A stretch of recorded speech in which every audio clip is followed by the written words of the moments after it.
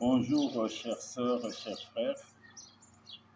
Euh, Ici, j'ouvre une parenthèse parce que je trouve qu'il y a urgence. Il y a urgence. J'ai suivi le pape. En fait, je ne sais pas comment il l'appelait, c'est le pape où j'ai suivi le prêtre catholique, celui qui dirige les catholiques. Je viens de le suivre et je ne pense pas que je peux me taire. Et ici, je demande aussi à mes frères et à mes sœurs qui ont reçu Jésus-Christ comme Sauveur et Seigneur, qui croient en Jésus-Christ, qui croient dans la Bible, qu'il ne faut pas se taire. Jésus est en train de revenir. Jésus-Christ est en train de revenir. Les temps sont durs. Là où Jésus a posé la question, quand je reviendrai, trouverai-je la foi sur la terre? J'aimerais lire une parole des Écritures donnée par l'apôtre Paul dans Galates chapitre 1er, verset 9, avant de continuer. Je crois que c'est Galates chapitre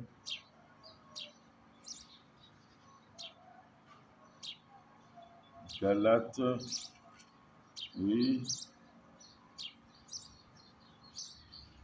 L'apôtre Paul dit, nous l'avons dit précédemment, et je le répète maintenant, si quelqu'un vous annonce un évangile différent de celui que vous avez reçu, qu'il soit anathème, que le pape soit anathème. Le pape dit que Dieu s'est trompé, que Dieu a commis une erreur. Lisez dans Nombre 23, 19. Dieu ne se trompe jamais. Dieu ne peut pas commettre des erreurs. Alors il est Dieu en quoi? S'il peut commettre des erreurs comme nous les hommes, s'il peut se tromper comme nous les hommes, et alors il est Dieu en quoi? C'est si le pape ne reconnaît pas Dieu, il ne reconnaît pas l'existence de Dieu. Ces hommes, ce sont des mystiques.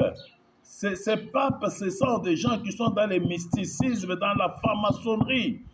Ce sont des gens qui combattent la religion chrétienne.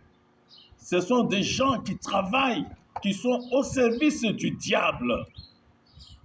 Moi, je ne comprends pas, même quand il vient, les gens sont contents. Mais il vient, il est politicien. Nous, tous ceux que nous vivons, ils savent ce que nous sommes en train de vivre. Mes frères, mes sœurs, nous devons nous lever. Nous ne pouvons pas nous taire contre des histoires qu'il a dit. Comment il peut parler? Il peut dire, s'il permet l'homosexualité à l'église catholique, ils ont permis ça depuis des années. Depuis des années, ça se faisait. Ça se faisait depuis des années dans leurs séminaires. Depuis des années, ça se faisait dans les internats. Les prêtres catholiques étaient homosexuels. Les religieuses étaient lesbiennes. Ils permettaient ces choses-là. Mais ne parlez pas aux chrétiens, aux véritables chrétiens, de parler de l'homosexualité. C'est que la Bible condamne. J'aimerais lire la parole de Dieu. Permettez, mes frères, que je puisse lire la parole de Dieu, ce que la parole de Dieu dit. J'aimerais lire dans Romains, chapitre 2, 22 à 32. Permettez. La Bible dit ceci. Ô Seigneur,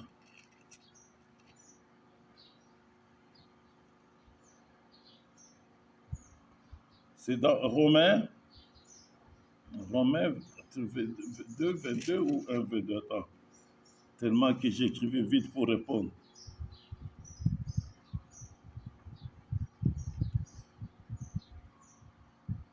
Chapitre 1er, verset 22. Se vendant d'être sages, ils sont devenus fous. Ils ont remplacé la gloire de Dieu incorruptible par des images représentant l'homme corruptible, des oiseaux, des quadrupèdes et des reptiles.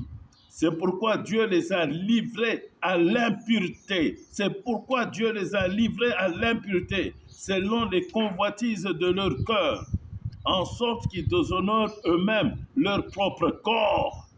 Les homosexuels et les lesbiennes, les BCC qui font la bestialité, eux qui ont remplacé la vérité de Dieu par le mensonge et qui ont adoré et servi la créature au lieu du Créateur, qui est béni éternellement.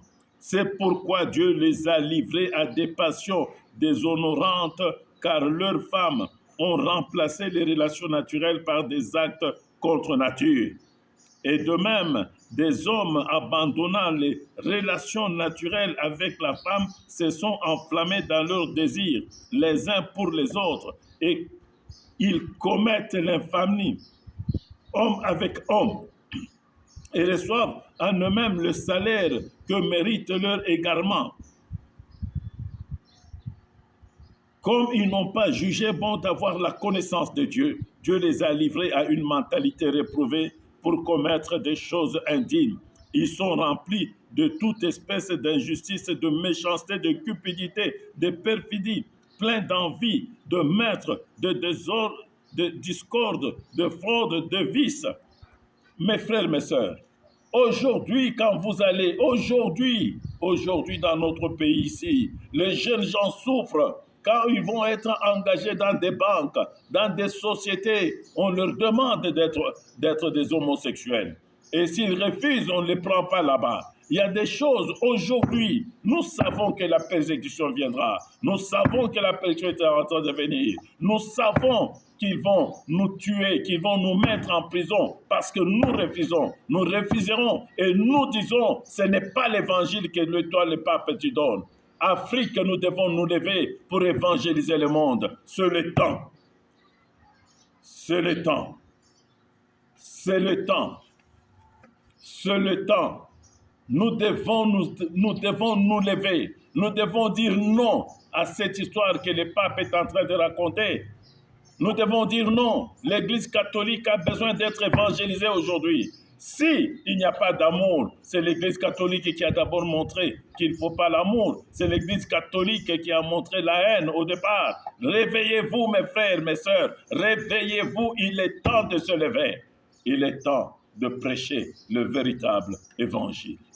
Il est temps de prêcher l'évangile de la crainte de l'Éternel, de sanctification, l'évangile de repentance, l'évangile de l'abandon du péché. Il est temps. Levez-vous, s'il vous plaît. Levez-vous, s'il vous plaît. Prêchez l'évangile, s'il vous plaît. Prêchez l'évangile, s'il vous plaît. Il est temps. Il est temps. Il est temps que le pape reste à Rome où il va prêcher ces histoires-là. Il ne peut pas venir pour raconter des histoires ici. Nous disons non à ça. Nous disons non à cette fausse évangile. Nous disons non à ça. Nous disons non. Nous disons non. Qu'est-ce que vous ne faites pas dans l'Église catholique? Qu'est-ce que vous ne permettez pas dans l'Église catholique? Et vous trouvez que nous, les chrétiens, nous n'avons pas appris, on n'a pas appris Dieu avec l'arrivée de Blanc. Avant l'arrivée de Blanc, nos ancêtres connaissaient Dieu. Nos ancêtres connaissaient Dieu. Avant que Jésus-Christ, vous ne parlez de Jésus-Christ en Europe et partout là-bas. Jésus-Christ, on a parlé de Jésus-Christ en Afrique. Il a été en Afrique, Jésus. Il a marché sur la terre africaine. L'évangile a été prêché sur la terre africaine avant. C'est parce que vous êtes toujours en train de renverser les choses. J'ai dit non. Ce que tu as dit n'est pas vrai. Dieu n'a pas menti, Dieu ne s'est pas trompé. C'est toi qui mens. Tu mens et tu racontes des histoires qui ne sont pas. Au nom de Jésus-Christ, que tu sois anathème. Au nom de Jésus-Christ. Frères et sœurs, lèvons-nous, s'il vous plaît. Lèvons-nous, lèvons-nous, lèvons-nous et prêchons l'évangile. Au nom de Jésus-Christ. Amen.